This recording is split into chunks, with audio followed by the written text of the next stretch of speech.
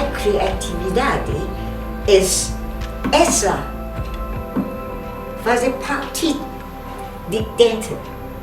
Não é aqui é base, aqui é peça.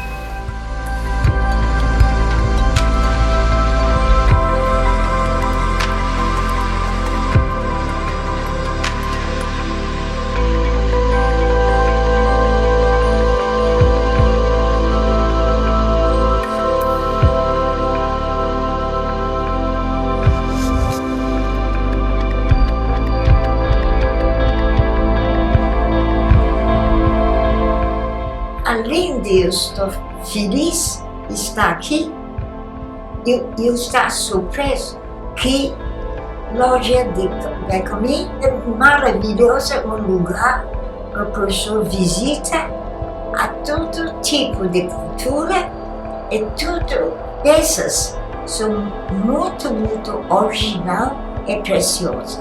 Eu não estou falando para eles, eu estou falando me surpreender.